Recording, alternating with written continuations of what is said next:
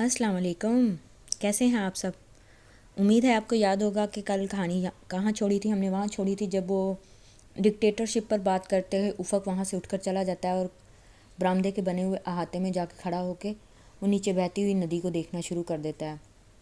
تو اس کے پیچھے وہ آتی ہے، پریشی آتی ہے، اور اس نے جو سر پہ پی کیپ پہنی ہوتی ہے اس کے پی کیپ کے اوپر کچھ لکھا ہوا نہ دیکھتی ہے، جس کے اوپر لکھا ہوتا ہے ہیل ٹو طیب اردگان. اس نے یہ فقرہ پہلی بار نوٹ کیا تھا. افق بے اختیار اپنے ہوش و حواس گھمائے کچھ گنگنا رہا تھا، شاید کچھ ترکش نظم تھی یا گانا تھا، اور وہ پریشے کا احساس کر کے پیچھے ایک دم سے مڑتا ہے اور دیکھتا ہے کہ تم تھی. وہ اس سے پوچھتی ہے میں نے تمہاری پی کیپ پہ کچھ لکھا ہوا دیکھا ہے، اس کے اوپر بی کی جگہ پی کیوں لکھا ہوا ہے؟ تو وہ آگے سے بولتا ہے یہ جینک کی کیپ ہے، اس نے لکھا ہے ترک زبان میں بی کی جگہ پی استعمال ہوتا ہے.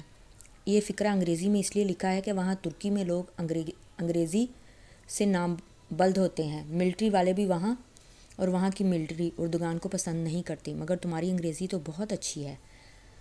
وہ اس کی طرف دیکھتے ہوئے کہنے لگی میں بچپن میں کافی عرصہ امریکہ میں رہا ہوں، شاید اس کا اثر ہو.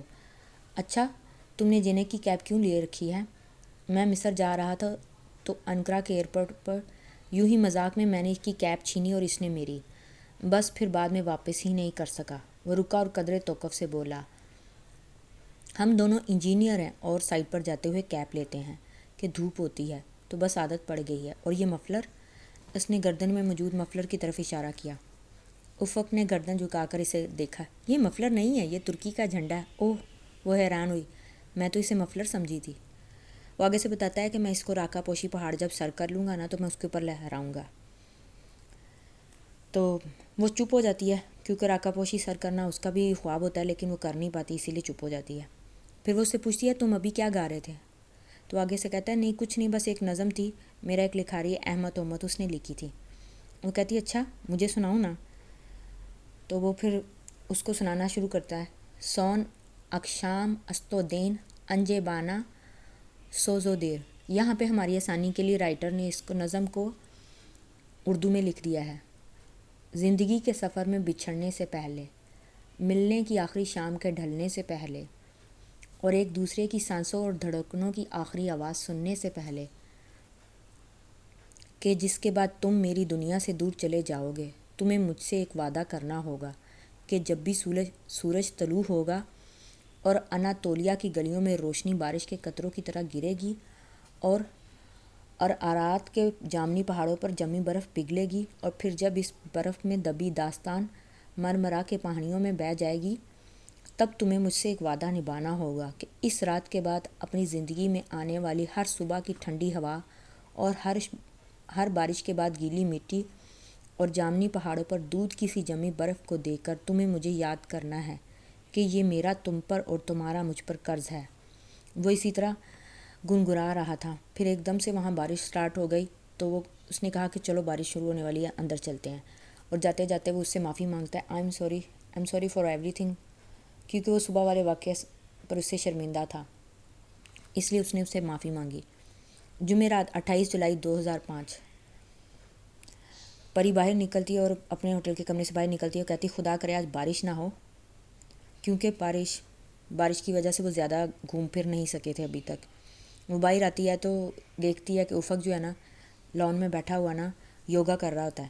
تو وہ اس کو یوگا کرتے ہوئے دیکھ کے کہتی ہے صبح بخیر یوگا. کہتا ہاں صبح بخیر یوگا. کہتے تم بھی یوگا کرتی ہو؟ کہتی ہاں میں کرتی ہوں، لیکن میرے آج دن نہیں ہے اس لیے میں نہیں کرنے والی. پھر وہ اس سے پوچھتا ہے کتنے بجے کلام جانا ہے؟ کہتا ہے ڈرائیور نے کہا تو تھا کہ 8 بجے جانا ہے. اب ہم چلتے ہیں تو پھر چلے جاتے ہیں. تو کوئی بات کرتا ہوتا ہے تو اس سے پوچھتی ہے تم پہلے کتنی دفعہ علاقوں میں آ چکے، ہر بار کہ کسی نہ کسی علاقے کے بارے میں تمہیں بڑی انفارمیشن ہے. کہتا ہے میں 2 مرتبہ پہلے آیا تھا، ایک بار تب گلیشیئر بروم ٹو سر کرنے آیا تھا اور دوسری بار 2 سال پہلے. 2 سال پہلے کیوں آئے تھے؟ یوں ہی. وہ سر جھکائے جوگر کے تسمے بند کرتا ہوا بولا. پریشے نے دیکھا کہ وہ اس نے اس کی کلائی میں ایک گھڑی دیکھی جو بہت قیمتی تھی. اس کی گھڑی کے نا اندر ایک ڈائل چمک رہا تھا جو ہیرو کا بنا ہوا چھوٹا سا احرام تھا. جب افق نے اس کو اپنی گھڑی کو دیکھتے ہوئے دیکھا تو کہا اچھی ہے نا میری گھڑی، سکندریہ سے لی تھی، مصری اپنا ٹریڈ مارک ہر چیز میں بہت شوق سے ڈالتے ہیں۔ یہ ہمارے وائٹ پیلس میں آخری دو گھنٹے، آؤ یہاں گھومتے پھرتے ہیں۔ اس کے ہمراہ وہ سیڑھیوں کی طرف چلی آئی۔ پھر اس سے وہ کہتا ہے کہ تم نے وہ کمرہ دیکھا ہے، پہلی منزل جسے رائل سویٹ کہتے ہیں، اس میں ملکہ الزبتھ ٹھہری تھی۔ وہ سیڑھیوں سے اترتے ہوئے اس کو 300 سال قدیم وائٹ پیلس کی تاریخ بتا رہا تھا۔ اس نے بے اختیار کہا کہ مجھے اس کی کوئی مطلب نہیں، سننی مجھے پہلے ہی پتہ ہے، مجھے اس تاریخ میں کوئی دلچسپی نہیں ہے۔ کہتی تم کیا ہر سال یوں ہی سیر و سیاحت کے لیے نکل جاتے ہو؟ وہ ایک دم سے رکا اور کہا میں تو سال کے 10 مہینے نگر پھرتا ہوں، میں پیدائشی سیاح ہوں، مجھے دنیا کو دریافت کرنے کا بہت شوق ہے، اس کو گھوم پھر کر دیکھنے کا شوق ہے۔ سیاحت جو ہے نا انسان کی زندگی بدل ڈالتی ہے، سیاحت انسان کی زندگی بدل دیتی ہے۔ آپ ایک دفعہ پہاڑوں پر نکل جائیں تو واپسی پر آپ ویسے نہیں ہوتے جیسے جانے سے پہلے تھے۔ اس کے بعد life is never the same again.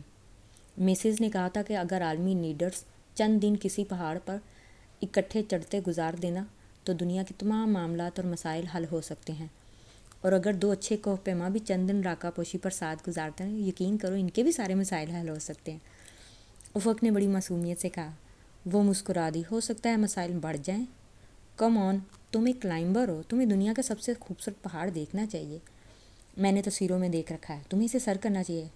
میں خوابوں اور خیالوں میں کئی دفعہ کر چکی ہوں، مگر تمہیں اسے میرے ساتھ سر کرنا چاہیے۔ اس نے میرے پر زور دیا۔ ناممکن ہے کیونکہ پاپا مجھے اس کی اجازت نہیں دیں گے۔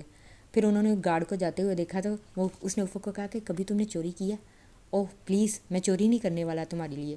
کہتی مجھے نا یہاں کی ناشپتیاں کھانی ہیں، ہوٹل کے باہر جو درخت ہے وہ ہر وقت بیٹھا رہتا ہے تو میں نے کھانی ہے۔ تو وہ پھر اس کے لیے ناشپتی توڑ کر لاتا ہے اور وہ کھاتی ہے۔ تو کہتی اوہ ہمارے ساتھ دھوکہ ہو گیا ہے، یہ تو ببو گوشہ ہے۔ اور ساتھ میں اس نے ہنسنا شروع کر دیا۔ اور کراؤ چوریاں، دیکھ لیا یہ ہوتا ہے چوری کا انجام۔ اچھا سنو، ہم اس کو نا یہاں پہ نا فوارے کے پیچھے چھپا دیں گے، اگر کبھی دوبارہ آئے نا تو ضرور دیکھیں گے کہ یہ یہیں پڑی ہے۔ تو اس نے جب اس کی یہ بات سنی تو وہ ایک دم سے سوچ میں پڑ گئی اور اس نے اپنی ہاتھ کی انگوٹھی کی طرف دیکھنا شروع کر دیا۔ جمعہ 29 جولائی 2005۔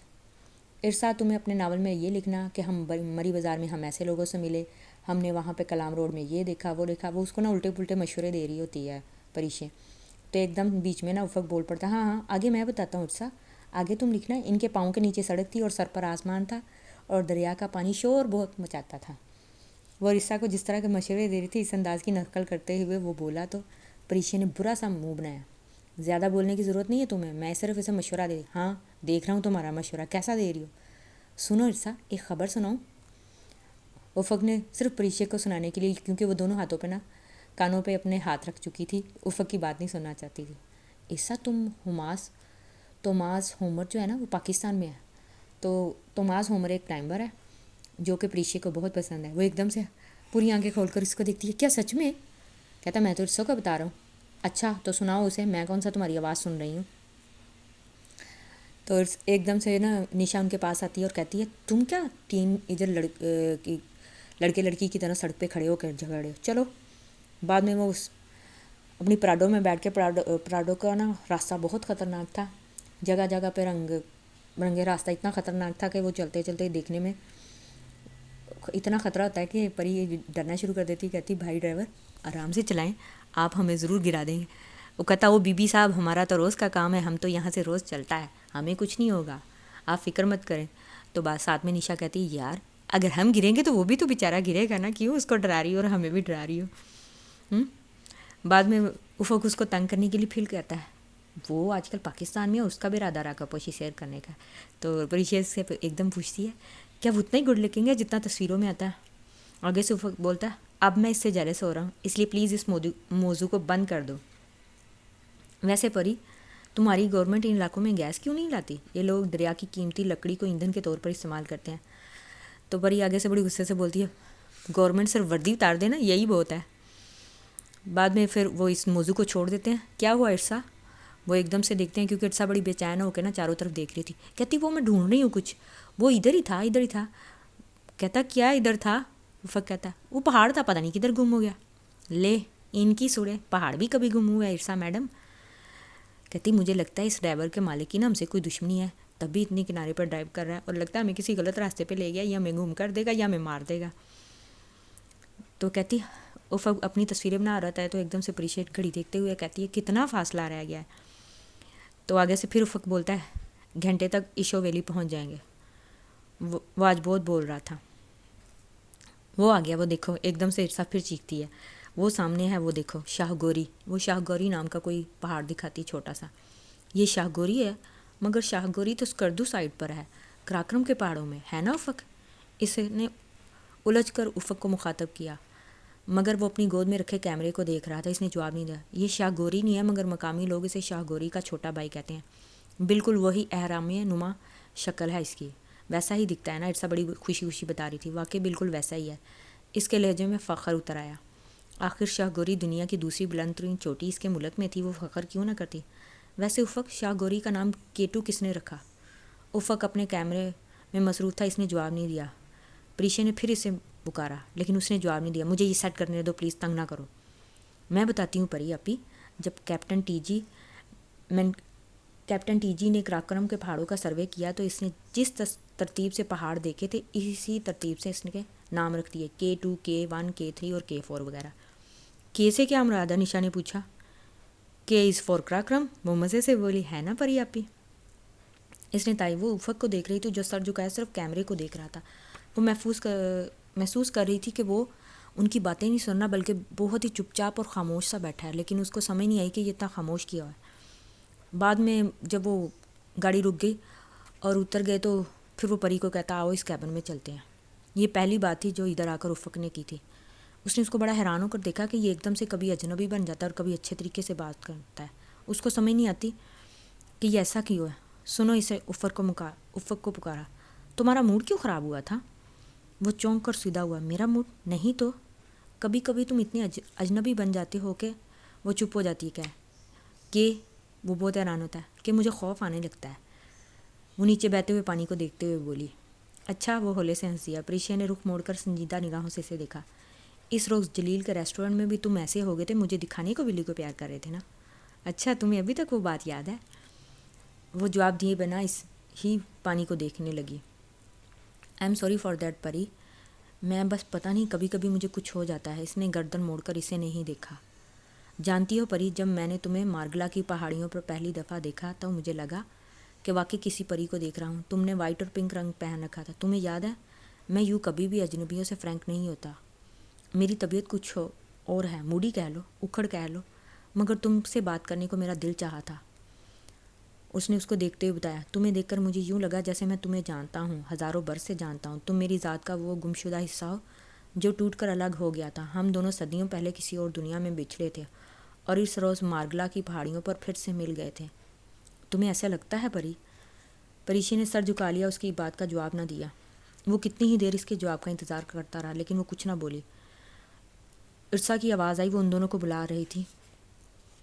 ان کی طرف افق اس کو طرف دیکھتا اور وہ اس کی آنکھوں میں آنسو آ گئے، یہ سوچ کے کہ میری آزادی کے صرف 2 دن رہ گئے ہیں، مزید 2 دن، پھر میں یہاں سے چلی جاؤں گی. ہمارا ساتھ صرف 7 دن کا ہے. تو یہ بھول جائے گا کہ اب میں بھی بھول جاؤں گی یہ بات کہ ہم کبھی ملے تھے. اس کے بعد وہ آبشار کی بہت بلندی سے گرتے ہوئے نا ایک پہاڑ کی چوٹی پر بیٹھے ہوئے تھے اور وہاں پہ نا بیٹھ کے نا باتیں کر رہے تھے. مجھے یقین نہیں آ رہا کہ اتنی بڑی آبشار پاکستان میں ہے. نشا نے ان تینوں کے ہمراہ میں انہوں نے چڑھائی شروع کر دی، بے اختیار کہا، کیونکہ وہ اوپر چڑھتے جا رہے تھے. راستے میں افق نے نا چارپائی دیکھی. اس نے چارپائی اٹھا لی، بالکل جیسے کسی مزدور اٹھاتے ہیں، اور پھر ایک جگہ پہ نا جہاں پہ پانی بڑے اچھے طریقے سے بہہ رہا تھا وہاں رکھ کے نا اس کے اوپر بیٹھ کے، اور پریشے نے اپنے نا پاؤں سے سوکس سے وغیرہ سب کچھ انہوں نے اتار کے نا تو پانی میں پاؤں ڈال کے نا پانی اچھالنا شروع کر دیا. اور ساتھ میں کہتی ہے مجھے گندے بچوں کی طرح جوتے اتار کر پانی میں پاؤں مارنا ہمیشہ بہت اچھا لگتا ہے، تم بھی اتارو نا. وہ افق کو بھی کہتی ہیں، لیکن افق بالکل نہیں مانتا. تم بھی چوکر اتار دو. افق کہتا نہیں میں ٹھیک ہوں، میں ٹھیک ہوں. میں سوچ رہا ہوں یہاں پہ ایک ہوٹل بنایا جا سکتا، مگر اس کے لیے پہلے ان کے علاقے کی مٹی کو ٹیسٹ کرانے پڑیں گے.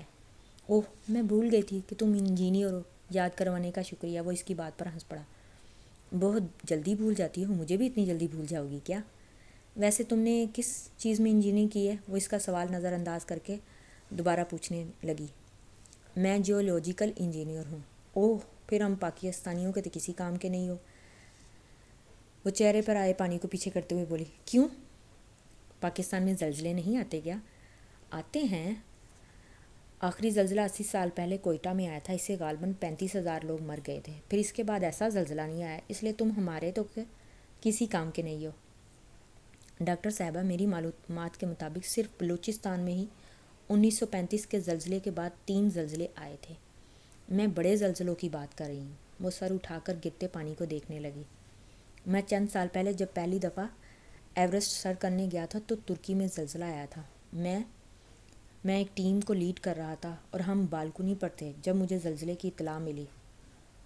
وہ پہاڑ کو دیکھتے ہوئے بولا، تو پھر؟ افق نے گردن پھیر کر سنجیدگی سے پریشے کو دیکھا۔ میں زلزلے کے متعلق سنتے ہی بالکنی سے پلٹ گیا۔ کیا؟ اس نے حیران ہو کر اس کو دیکھا۔ ڈونٹ ٹیل می، تم بالکنی سے واپس پلٹ گئے؟ ادھر سے ایورسٹ کی چوٹی کا فاصلہ ہی کتنا تھا بھلا؟ میں چوٹی سے ایک قدم دور بھی ہوتا تو زلزلے کا سن کر واپس چلا جاتا۔ میں ایورسٹ کس کے لیے فتح کرتا؟ اپنے ملک کے لیے نا۔ تو پھر میرے ہاتھ میں میرے ملک کا جو سرخ جھنڈا تھا، وہ جھنڈا مجھے کہہ رہا تھا کہ تمہارے ایورسٹ سر کر لینے سے ترکی کے لوگوں کو کوئی فرق نہیں پڑے گا۔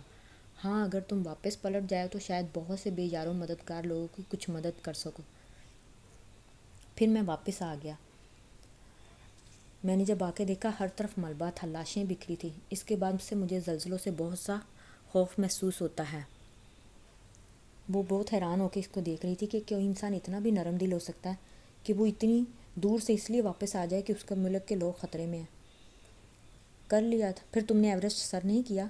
کر لیا تھا 2001 میں، اور پلیز زیادہ ایکسائٹیڈ ہونے کی ضرورت نہیں ہے۔ میرے علاوہ تقریباً 1700 اور لوگ بھی کر چکے ہیں، یہ کوئی اتنی بڑی بات نہیں ہے۔ تم میں عاجزی بہت ہے۔ ان پہاڑوں پر اتنی مار پڑی ہے کہ سارے قصبہ نکل گئے ہیں۔ تمہیں دنیا کو کوئی کوہ پیما اب مغرور نہیں لگے گا۔ ایک دم سے ارسا وہاں آئی اور بولی، سوری، مگر میں آپ کے رومانس میں مخل تو نہیں ہوئی؟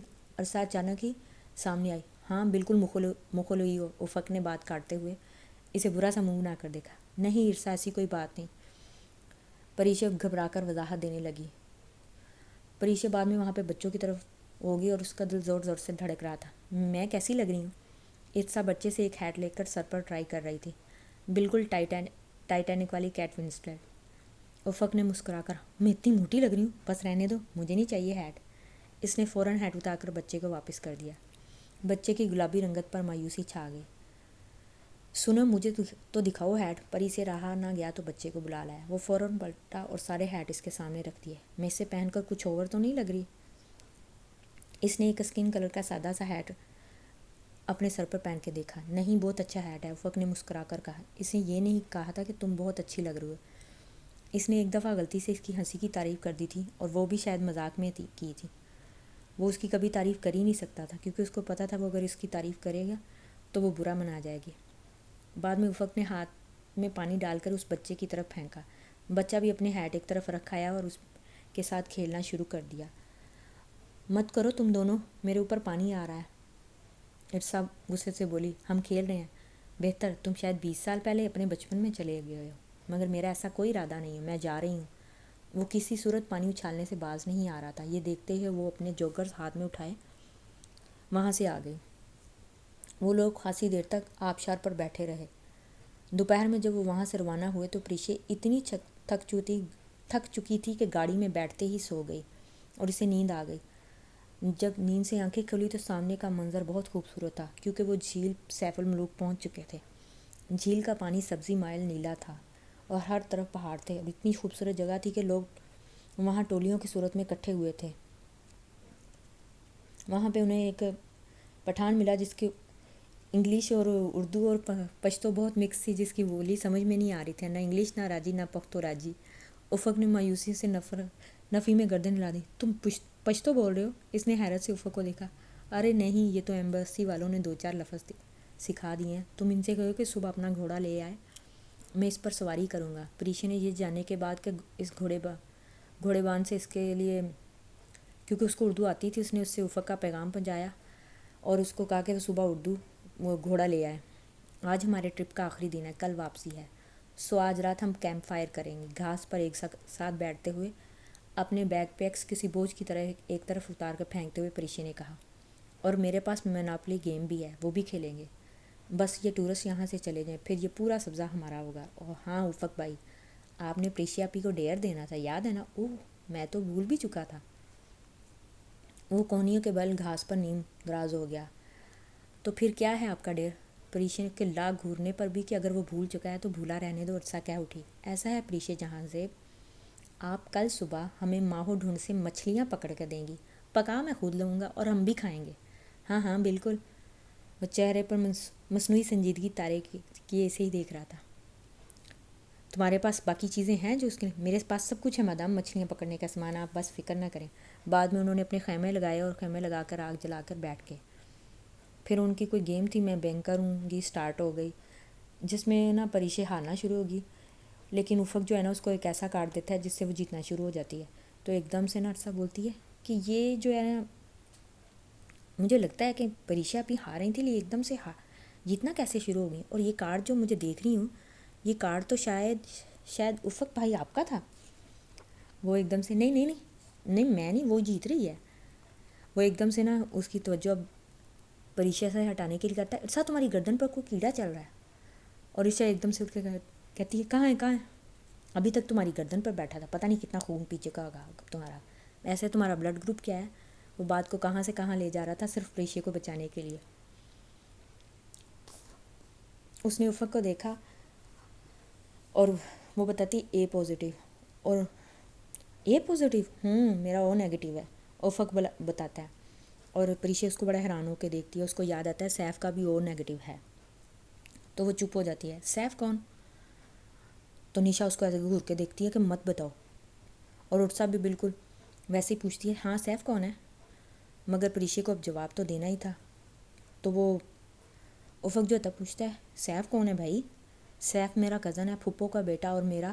وہ لمحے بھر کو رکی اور افق کی ڈائس کو ڈبی کو رول کرتی انگلیاں تھمی، اس نے گردن اٹھا کر سوالیہ نگاہوں سے پریشا کو دیکھا۔ اور میرا منگیتر بھی، 3 ماہ بعد میری اس سے شادی ہے، بہت پر اعتماد انداز میں اس نے کہہ ڈالا۔ وہ جو کچھ کہنے لگا تھا ایک دم رک گیا، اس کی آنکھوں میں پہلے حیرت آئی، پھر الجھن، اور پھر بے یقینی۔ پل بھر کو وہ بالکل منجمد ہو گیا۔ آپ انگیجڈ ہیں؟ عرصہ گیم بھول کر بے یقینی سے اسے دیکھنے لگی۔ ہاں 3 سال سے۔ اس کو بتانا ہی پڑا، مگر پھر اس نے افق کا چہرہ دیکھا جو ایک دم سے زرد ہو گیا، اور اس کو اپنا دل بیٹھتا ہوا محسوس ہوا۔ اوہ اچھا۔ پھر وہ سنبھل گیا اور زبردستی مسکرانے کی کوشش کی، پھیکی رنگت پھیکی مسکراہٹ۔ مبارک ہو، تم نے کبھی بتایا ہی نہیں۔ تو تمہاری شادی ہو رہی ہے؟ گڈ۔ تو کیا کرتا ہے وہ؟ پری نے آگے سے جواب دیا، بزنس۔ ہاں ویری نائس۔ افق نے ڈبیا رکھ دی، اسے شاید بھول چکا تھا کہ اس کی باری تھی۔ الاؤ کے اس پار نشا بھی سر جھکائے بیٹھی تھی، وہ اداس تھی، پریشا سمجھ سکتی تھی، مگر اس کی ہر صورت میں کسی قسم کی غلط فہمی تھی تو ختم کرنی ہی تھی۔ چلے میرا گیم کھیلنے کو دل نہیں کر رہا، ہم چھوڑ دیتے ہیں۔ تو صبح آبشار پر وہ سوری ایک دم سے عرصہ بولتی، پری آپ ہی میرے منہ سے ایویں نکل گیا، پلیز مجھے معاف کر دیں، میں نے تو مذاق نہیں کیا تھا، مذاق کیا تھا، مجھے نہیں پتا تھا کہ آپ انگیج ہیں، ورنہ آئی ایم سوری۔ تو آگے سے کہتی ہے کوئی بات نہیں۔ تو وہ افق جو ہے نا اٹھ کے ایک دم سے چلا جاتا ہے، اس کے منہ سے اس کے لفظ منگیتر سن کر ایک دم سے اس کے چہرے سے مسکراہٹ غائب ہو گئی تھی، اور وہ اٹھ کے چلا گیا وہاں سے، کیونکہ وہ بیٹھنا نہیں چاہ رہا تھا۔ کہتا میں سونا چاہتا ہوں، تو میں چلا جاؤں پلیز؟ تو چلا جاتا ہے،